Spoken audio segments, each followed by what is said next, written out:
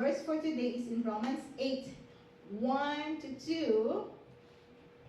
There is therefore now no condemnation to those who are in Christ Jesus, who do not walk according to the flesh, but according to the Spirit. For the law of the Spirit of the life in Christ Jesus has made me free from the law of sin and death. Amen. Praise the Lord. Let's pray. Heavenly Father, thank you for endless blessings and for providing everything we have.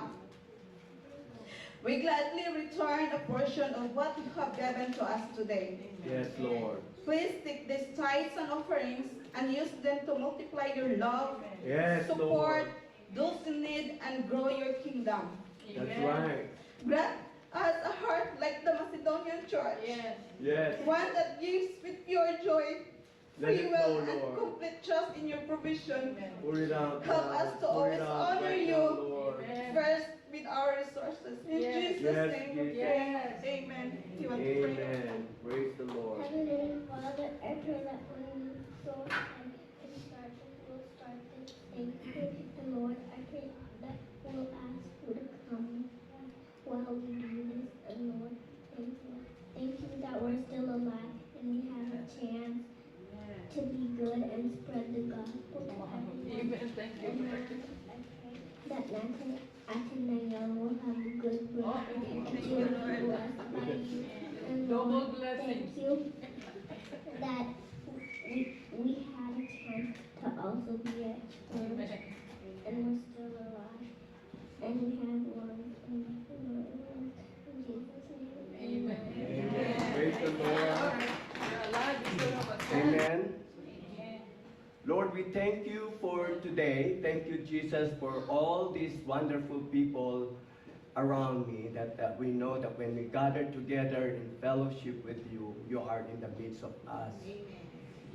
And thank you so much for your presence from the very beginning of this worship, oh Lord God, that we have for you, which is what we are called to be and what we are meant to be, to live in this world, is to worship you, is to glorify your name. And today, we just ask you, Lord, to speak to us. Bring that word of yours powerfully in order for us to sink in, oh Lord, all those messages, all these things that you wanted to learn, to know more about you, Lord. I pray that you will engrave that in our heart, those words that we're about to hear from you today. Cover me, Lord. Let your Holy Spirit cover me under your wings, so that people will not see me or will not hear me, but they will hear your voice. I thank you, Jesus, for being with us today, and thank you for the strength that you have given us, despite of all these things that's viruses that's going around us, Lord. We're not just stopping them, but we wanted to destroy them in the name of Jesus, because we have the power to do so. All we have to do is to desire for that power, is to desire for more of you in our life, and then it will shine. The power will spark. The power become dynamite. Dynamos. It's gonna be explode, and the enemy's sword will be destroyed. The word sword, this word, that full of darkness will be destroyed, because the light will shine. The light will shine upon us, Lord, and that is you who's gonna shine. So, Lord Jesus, reign in us. The Lord reigns. In Jesus' name. Amen. While we are still in the series of the power of knowing your identity in Christ, right? So this is our part 3 for the series of power of knowing your identity in Christ. So I thought I'm gonna do this only just for part 2, but now we're in part 3, and then next week will be the finale. For what? So God's masterpiece. created with intentionality and destiny. You are called to glorify God. God created you because He wants you to worship Him in spirit and in truth. That is what it means, the purpose of life, to glorify Him. It's the very purpose why we live in this world. Right? Isaiah 43 verse 7, it says that everyone who is called by my name, who are called by my name, Amen. amen, whom am I created for my glory, whom I formed and I made. I made you, I formed you, because I want you to glorify me. Where? Heaven and earth. Every person called by God, names was made with the purpose of bringing Him honor and glory. It reflects God's intention that His people, whether believers or those who acknowledge Him, should reflect His character and purpose in their lives. So glorifying God is not just a spiritual ideal, but a core purpose of human existence. Why we exist, why do we live, and what we are living for. If you ask that question, it's been answered. 1 Corinthians 10:31. This is why you exist, why you live, and what are we living for. He said this. All emphasize this. So whether you eat, whether you drink, or whatever you do all for the glory of God. And because of that, we'll be able to do that because of Jesus Christ. Because of our identity in Christ, now we have the power able to do the purpose of our lives, to fulfill the purpose of our lives. And as what we just look on the Ephesians chapter 2 verse 10, that this plan of God for us been long time ago is being there, is preparing for us, and now you have the power to do it. Now you have the power to bring it to reality in your life. And that is what the purpose of our lives is, to glorify God. It's as simple as it is, meaning to worship Him in spirit and in truth, to exalt His name in all the earth, and as our Lord commanded us, to let our light shine before others so that they may see our good deeds and give glory to our Father in heaven. Now, having said that, many things that we can look upon this word, how chaotic it is, how complex it is, how difficult it is, to think about. But somehow, for some reason, you might feel that the same way, that your life is kind of chaotic, you're kind of in trouble. But you know what? The world doesn't have Jesus, but you do have Jesus. Amen. This word can produce storm. That is the nature of this word. What is the nature of this word? To produce storm. But what is the nature of God? What is the nature of Jesus? Is to calm the storm. Amen. So if you have Jesus, the storm can distract you. The storm cannot destroy you. This Wednesday, I was struggling, Thursday actually. After dropping off people from Bible study to everywhere, doing all that stuff.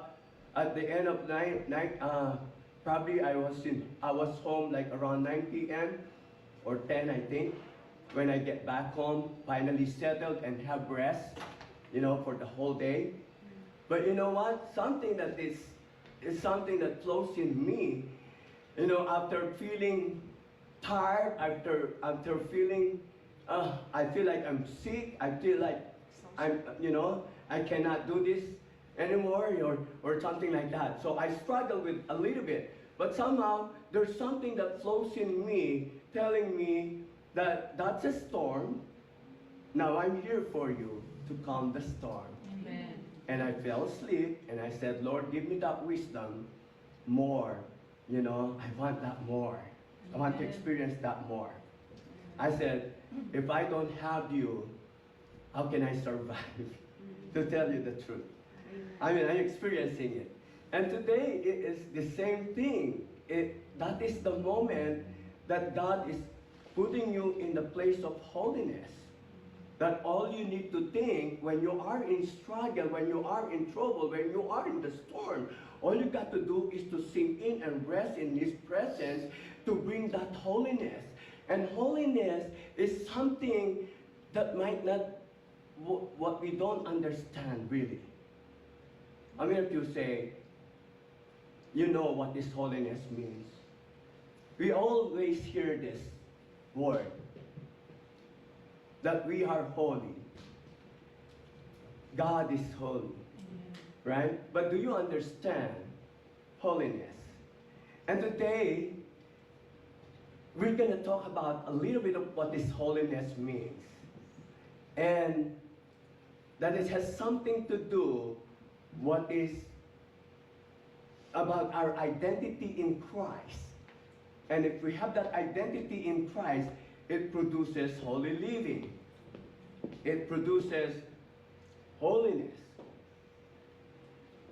You know, in Titus 2, verse 14, who gave Himself for us that He might redeem us from every lawless deed and purify for Himself His own special zealous for good works.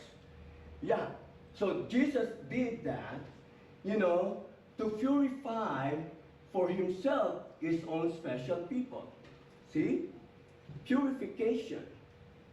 Does that make you holy? Let's find out. Jesus did it for us to be purified. Yeah? So what is holy?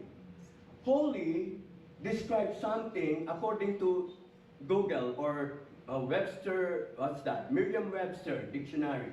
I got this one.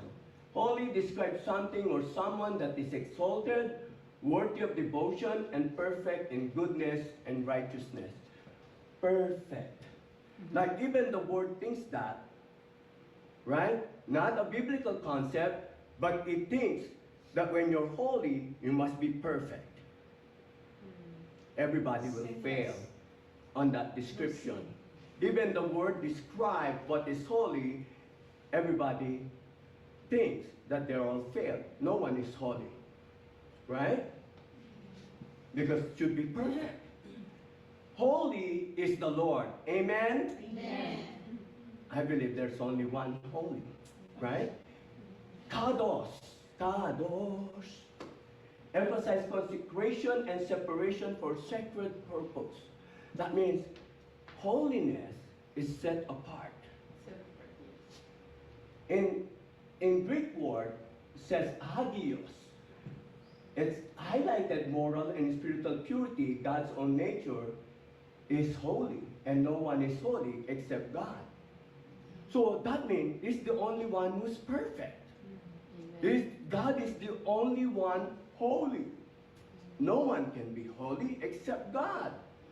That's what Jesus said. No one is good except God alone. Right? And in Leviticus 11:44, this is what we need to think about.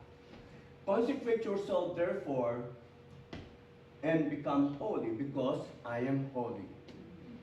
Now, let's explore to those words.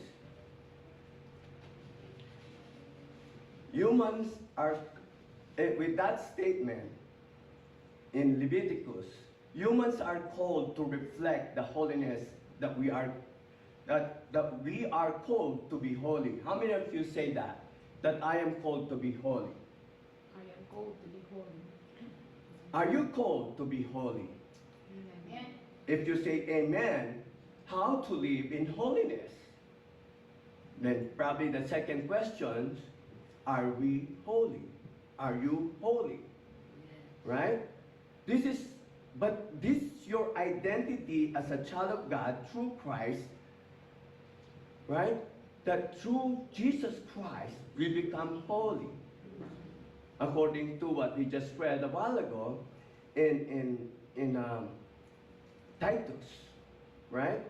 In 1 Peter 2, verse 4 to 10, the chosen stone and his chosen river. This is, you can read in 1 Peter 2:10. It says this: coming to him as to a living stone, rejected indeed by men, but chosen by God and precious. You also a living stone. You also a living stone, are being built up as a spiritual house, a holy priesthood, to offer up spiritual sacrifices acceptable to God through Jesus Christ. Therefore, is also contained in the scripture. This is what, behold, I lay in Zion a chief of cornerstone. So he's talking about Jesus here, which is the cornerstone of our faith, and is the one that is chosen. But this very part of here, like in verse 9, but you are a chosen generation, a royal priesthood, a holy nation, his own special people, that you may proclaim the praises of him who called you out of darkness into his marvelous light, who once were not a people, but are now the people of God, who had not obtained mercy, and now we have obtained mercy. So before, we are not holy, because we are, even though everyone is called to be holy, but we can't, everyone failed to be holy.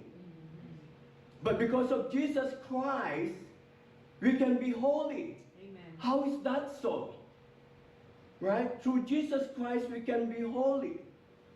Now, don't look at yourself as perfect when you said, oh, I'm called holy, I am holy because I have Jesus Christ.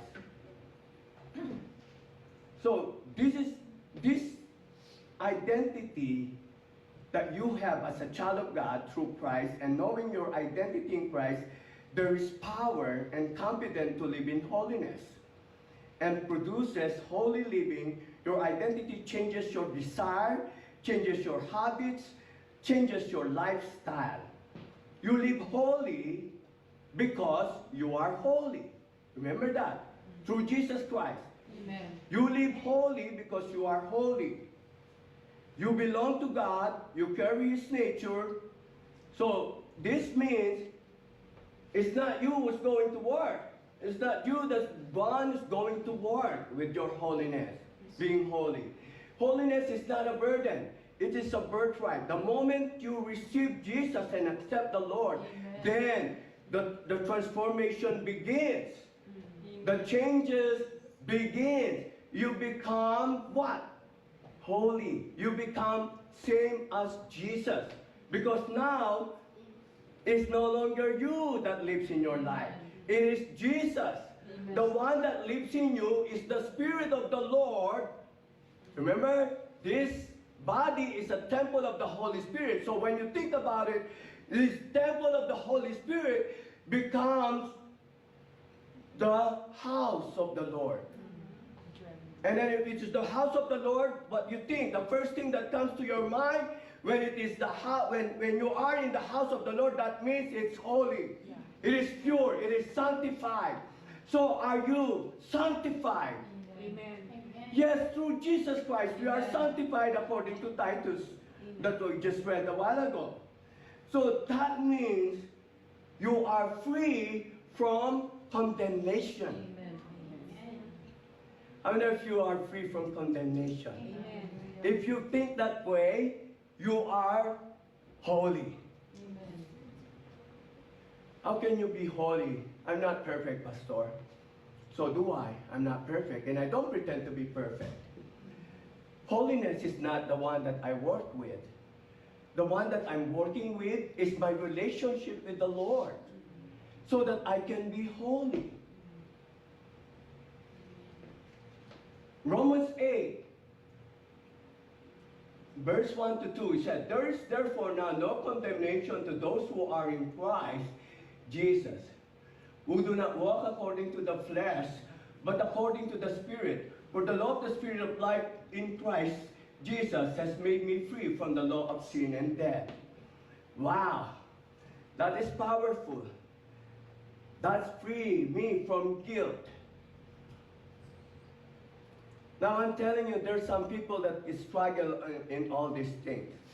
But see, I'm trying hard, but I made a mistake. That's what I'm talking about. How can I be holy? That's so hard to be holy. No, it's not hard to be holy. Many people, they think that it's so hard to be holy. But if you have Jesus in your life, you can be holy. Because in the first place, God created you and made you to become like Him, to be righteous and to be perfect. You know, this is conviction versus condemnation. Not many people, they think, but, you know, the condemnation is actually the enemy's favorite weapon. Do you know that? Yes. The enemy will condemn you, right? That is his favorite weapon. He cannot destroy you, so he tries to define you who you are. You're not perfect. You always make mistakes, so you're not holy. So you're not belong to Jesus, right? But our identity in Christ, knowing your identity in Christ, breaks the power of this condemnation, breaks the power of guilt, breaks the power of shame, breaks the power of regret, breaks the power of accusation. Amen. You are not fighting to be forgiven anymore because you're already forgiven. You are fighting from forgiveness. Your identity is no longer a sinner trying to be saved because you are already saved. Amen. Your identity is saint. You are holy who has been redeemed. So what is the hard then? What is the hard part then? The hard part is this. So you know that you're not the one who's doing it, but the Spirit of life in Christ that you have is the one that's going you to be holy. So what is the problem? Why you're still committing mistake? Why you're still having this problem and of condemnation? Not surrendering. Right? I think the only problem is that it's our relationship with Him. Are we really obeying Jesus? Are we really following Jesus Christ? We always said, Lord, thank you for being my Lord and Savior. Is that enough to say? But instead, saying this, Lord, thank you for being my Lord and Savior. Help me to be like you. Amen. I think that's a better prayer to Amen. understand. Amen. Because you are acknowledging that you can't do this without Him. Yes. Apart from Him, you can't do it. Right? So this identity empowers holy living. Now, when we have this identity in Christ, we get to have the power to pursue holiness. 1 Peter 15, it says this, but as we who called you is holy, you also be holy in all your conduct. Because it's written, be holy, for I am holy. Right? You know, from the very beginning, God called His people, His children, to be holy. Because He wants them to be like Him, because He is holy. You act holy because you are holy. You resist sin because you are free. You pursue righteousness because you desire God. This victory over sin. How many of you desire God Amen. in your life? Right? How many of you have that desire, really a passion, almost a thing that you come to church so excited? I think those are the people that I know they're so excited that even it's not the time of the church yet, they're already here. They're excited. And that's the desire that I'm talking about. That is the passion that I'm talking about in your desire. Here is also talking about, this is victory over sin. Look at this. Philippians 2:13. For God is working in you, giving you the desires and the power to do what pleases Him. So, tell me, what does that mean, Pastor? Well, it's simple. You're not the one to work with your holiness. God is the one that works in you. It works in you, giving you the desire. Giving you the desire and the power to do what pleases Him. See, without that desire, without those passion, without those power, I don't know if you could do what pleases Him. There's so many examples that you might want to hear, but of course, I'm not going to go further. We can always talk about it after the church or on our Bible study too. And number 3 is sustained by the Holy Spirit. Amen. Ephesians 1:13, it says, "In Him you also trusted after you heard the word of truth, the gospel of your salvation, in whom also having believed, you were sealed with the Holy Spirit of promise." You know, the word Holy Spirit means the Spirit of God is holy. How many of you feel that you've already been baptized by the Holy Spirit? Amen. Baptism of the Holy Spirit is not about when people are speaking in tongues. I mean, that's part of knowing that, well, you're probably baptized in the Holy Spirit because He does His speaking in tongues. But there's a lot of manifestation of the Holy Spirit that you can possess. And one of these is the fruit of the Spirit, which is love. But you know, when you possess with love, your love is unconditional, become unconditional. Your love for others become exceptional. You know? And your love for God is very passionate when you have that possession. When you have the Holy Spirit in you, when you are baptized in the Holy Spirit, it manifests in you by just simply loving. It produces a lot of things. When you love, it produces what? It produces patience, kindness, humility, gentleness, self-control, Long suffering. long-suffering. God will, you know, a holy life by the Holy Spirit who empowers believers to resist sin and cultivate spiritual fruit such as love, joy, peace, and hope, and such as joy, peace, and self-control.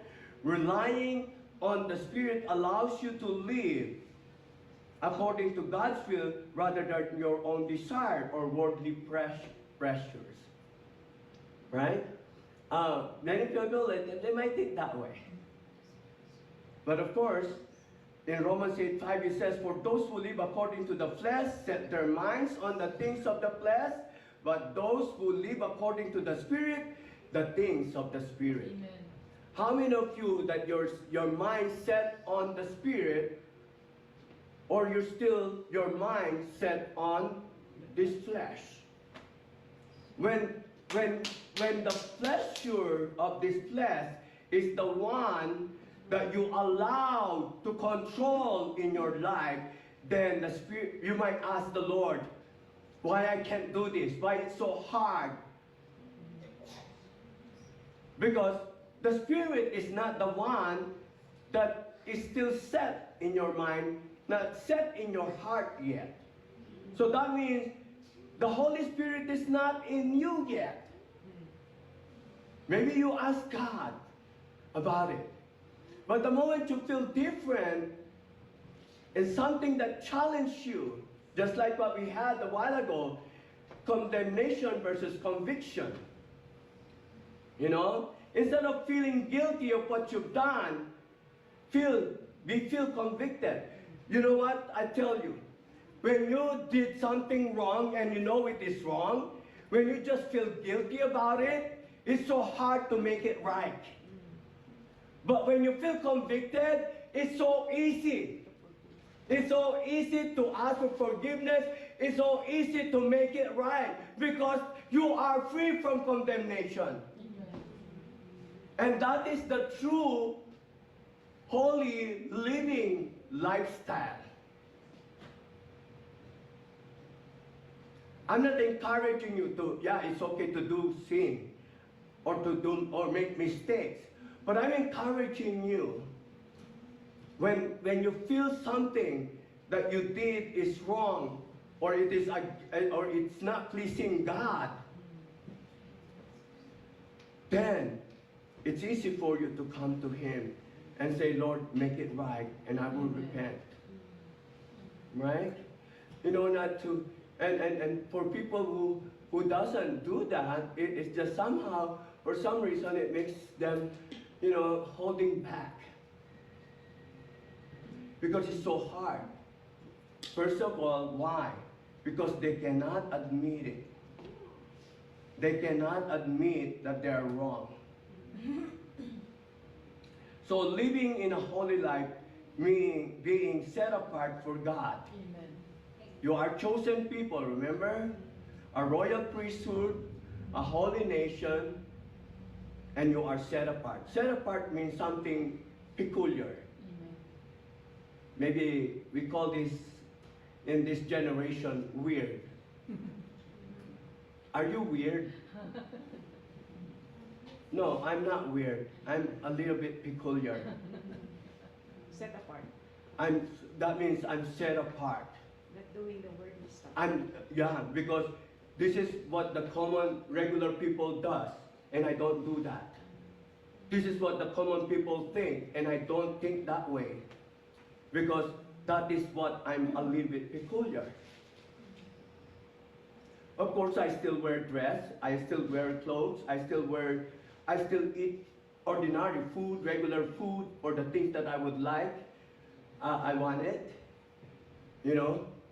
But when it comes to the morality point of view, then that would change. When it comes to issue of abortion, that changes. When it comes to the issue of same-sex marriage, that changes. That's I become weird.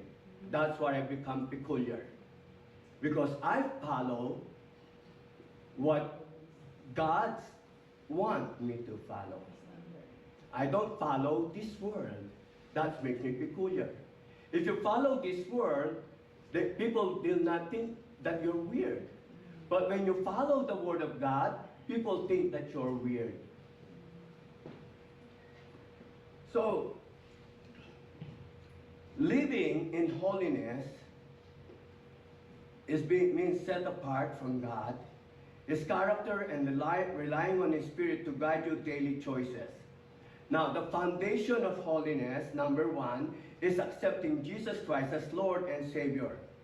As holiness impossible, it is impossible, you know, without Jesus Christ, it is impossible for us to please God. That is so true. It is impossible to please God without Jesus in your heart. Because if you don't accept Jesus, if you don't follow Jesus, you can't be holy. No matter what your principles in life, if it is not aligned what the Word of God says, no matter what you say, well, that is good. It's good for everyone else, so that everyone have peace. No. I will not compromise what is the truth. If God tells me, if you forgive, you must forget, then I will do that. Because many people, they forgive, but they don't forget. If God told me to love unconditionally, I will do it. Instead of many people think, this word think, I will love him if he will love me, if he will respect me, if he will do something for me. That is not what love says. That is what not following Jesus says. Following Jesus said is that love unconditionally. So if you are called to love, you are called to be holy, you are called to love. And to love is unconditional. It doesn't have to, when you give it, it doesn't need to have it in return. But if the people abuse you, it's okay. You're not the one being abused. God is. Remember, the Holy Spirit is in you. So if someone abusing you, they're abusing God. Amen. I did not say, I cannot hear amen. Amen. Why is that? Amen. You know why? Because that when you said that if someone abusing me, they abusing God, that means I have the confidence that Christ is in me. Amen. Amen. That I know my identity in Christ. Right? Isn't it so powerful? Amen. Right. Number 2, it is dependence on the Holy Spirit. Romans 12, verse 1 and 2. Holy living is a daily posture of surrendering, offering our body, mind, time, and gifts to God. So it's all about Holy Spirit works. Right? A holy life is sustained by the Holy Spirit, who empowers believers to resist sin and cultivate spiritual fruits such as love, joy, peace, and self-control. And that is relying on the Spirit allows you to live according to God's will rather than your own desire or what this flesh desires. This flesh has so many desires. It's all about you. That's what the desires of this flesh. Right? Amen.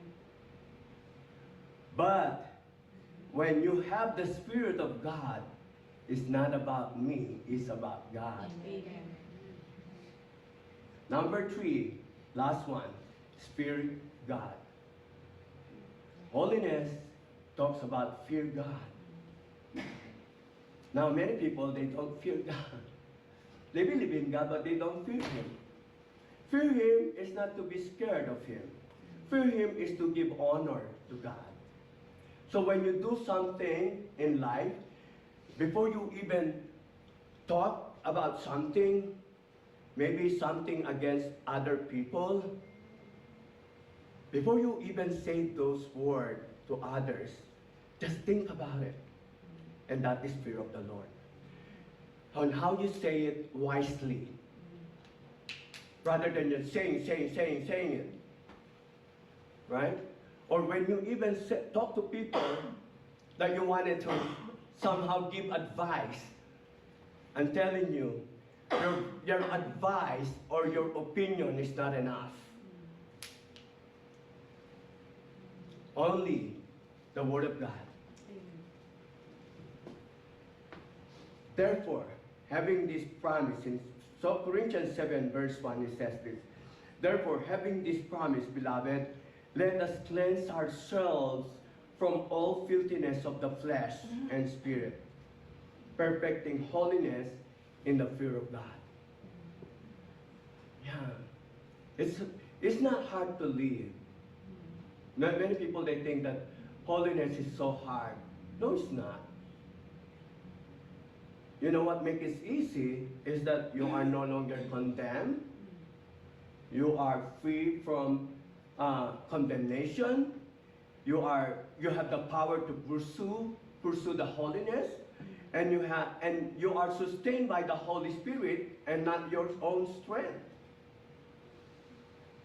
So, my conclusion is this: how powerful it is.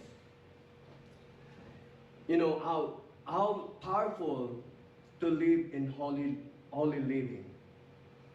In Hebrews 12:14, it says this: make every effort to live in peace with everyone and to be holy. Without holiness, no one will see the Lord. How many of you want to see the Lord? Amen. You want to see the Lord every day of your life? I see the Lord every day of my life. When you see the Lord, the moment you wake up, you are peace. You are in peace. You are in joy. You are in serenity, in calmness. You are in a place that somehow nothing bothers you. nothing fear you, or nothing really worried about. When you are in that very moment, that means what? You are in the presence of God. You are seeing God in your own situation. You know, no matter how, sometimes when you wake up, you might think something that, oh, I have a lot of problems. What else that I need to do today? Oh, I am sick. Oh, all of these things that you might encounter daily. Oh, I have a problem with these people and such, I have problems with my bills. But you know what? When you feel that moment, I'm telling you, you want to see the presence of God? Desire for holiness. You want to see the Lord in that very moment? Desire for the holiness. When I desire for holiness, that's the way I see every day of my life. I feel peace, I feel joy, I feel hopeful, and I feel surrounded by serenity. And serenity is not the absence of trouble, but it's the presence of God. Amen. This is clearly on how to practice holiness in everyday life. Daily prayer and surrender. Begin each day by inviting God to guide your decision and action. And review your choices in the evening, so maintain a posture of obedience. Number 2, study and obey Scripture. How many of you have a Bible study? You know, the Bible is a lamp to your path and a light unto our, it's a lamp unto our feet and a light unto our path. And it provides wisdom for daily living. Hiding God's words in your heart helps resist sin and align your life with His standard. Number 3, pursue purity and righteousness. Pursue purity and righteousness means avoiding what makes you be tempted or make you fall into sin. Avoid those things. Yeah. I'm not saying those things that we are, like last Sunday we had that dancing perdition, right? Or dancing like a beat, something like that. I'm not saying that part, but I'm saying those things that that can harm you or they can harm other people. Or they can harm your relationship with God. The things that you do that doesn't please Him. That's what you don't wanna. That's the thing that you wanted to avoid. You don't want to hurt God. You don't want to make God or feel God sad what you have done. Number 4, engage in community. Fellowship is very important with other believers, encourages accountability, spiritual growth, and mutual encouragement. Hebrews 10:24-25. Let us think of ways to motivate one another to act of love and good works. And let us not neglect our meeting together as some people do, but encourage one another, especially now that day of His return is drawing near. I appreciate that 1, 2, 3 lines right there. You know how the Wagner, how far they are, live from here, but more than 1 hour drive. Auntie Josie, maybe first time you see her today. Welcome. It's from Eden Prairie.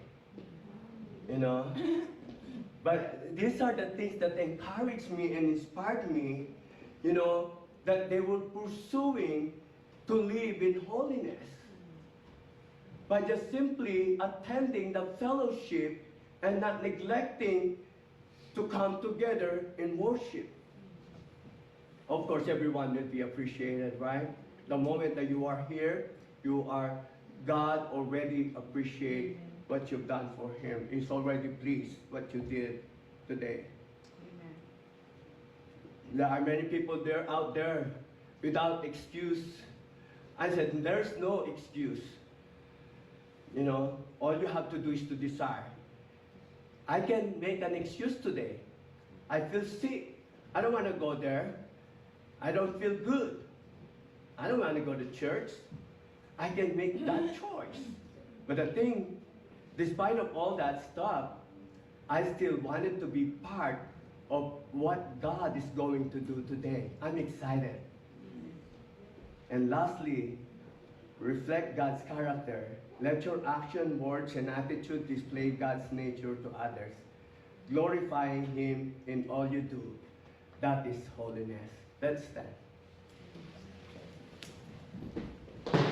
Heavenly Father, we thank you for today. Thank you, Jesus, for who you are in the first place. Thank you for giving us that confidence and power to pursue holiness, to be free from condemnation, and to be like you. Thank you, God, for letting us know how powerful it is to admit that knowing our identity in you, Jesus, is so powerful and make our life become holy. A holy lifestyle, Lord. And I just pray, Lord God, for all of us today, that you will engrave those words in our heart, so that we'll be able to keep going what you have called us to do, and to live purposely, and that is to glorify you, Lord. You wanted to live holy, as you commanded us, that as you said, I am holy, so be holy. You know that we're not holy. You know that we are not perfect. But you commanded us to be perfect because you are perfect. Because that's your love for us. You are willing. You are determined. You are pursuing us. And so give us the same heart to pursue you, to love you, to keep knowing you, and to keep honoring you in our life, O Lord. For us to live holy as you are holy. I pray this and seal this with your most precious blood, Jesus. Amen and amen. Amen. I choose to be holy, set apart for you, my Master, ready to do your will. I choose to be holy, set